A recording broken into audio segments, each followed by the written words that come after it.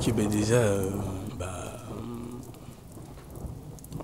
j'étais comme la plupart des jeunes du monde, avec un père et une mère. Ben, un beau matin, il a fait qu'il y a eu un coup d'État en 97 au Congo. Bah, mon père a été arrêté après. Il a fait 2 ans.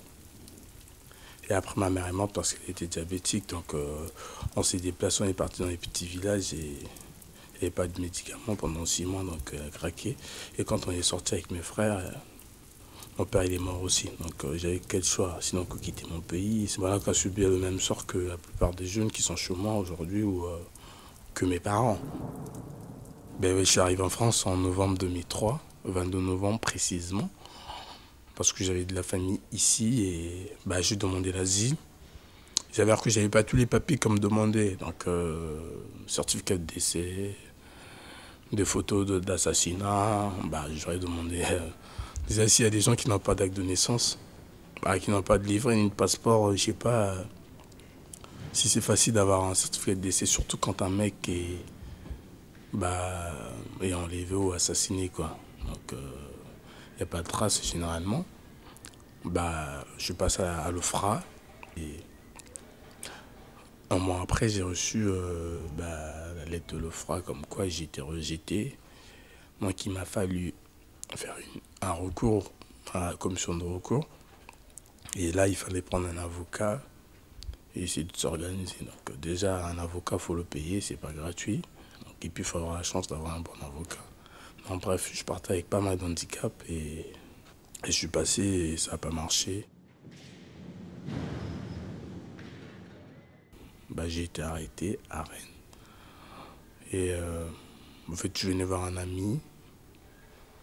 Quand j'ai été arrêté, j'ai été placé en garde à vue pendant 48 heures. Le lendemain, j'ai été conduit à l'ambassade du Congo pour que l'ambassade me délivre un laissez-passer vu que je n'avais pas de passeport. En fait, au pays, ils ne voulaient pas délivrer un laissez-passer. Ils préféraient nous voir à l'étranger que sur place. Donc, ils ont préféré pas délivrer de laissez-passer. Je craignais quoi, je sais ce qui se passe en Afrique et je sais ce que c'est être arrêté.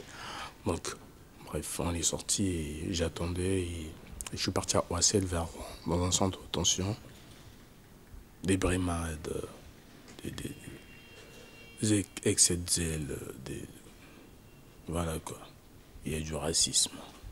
Et ce qui est faux parce que la plupart des témoins ont été expulsés le lendemain. Donc du coup, et ils le savent. S'ils abusent, parce qu'ils savent la plupart, se font expulser. Et là, il n'y avait que les hommes.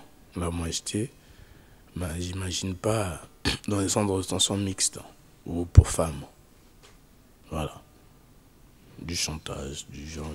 Il y a pas mal de choses qui se passent. Et pour moi, c'est pas de la rétention, c'est de la détention. Pure et simple, c'est tout. Donc après 29 jours, j'ai été libéré. Je suis sorti. J'étais ni expulsable, ni régularisable. Moi, ce que j'aimerais juste dire aux gens que, sans papier, c'est un mec normal. C'est des gens qui quittent leur pays parce qu'ils sont obligés de quitter leur pays. La plupart ne peuvent ni rentrer chez eux, ni travailler, ni être régularisés. Donc, et moi, ça fait 5 ans que ça dure, que je suis pas allé à l'école. Là, j'ai 24 ans. Et 2 mois, quand je vois les autres aller à l'école, j'ai mal, quoi. J'ai un bac qui traîne. Et depuis que j'ai mon bac, je rêve.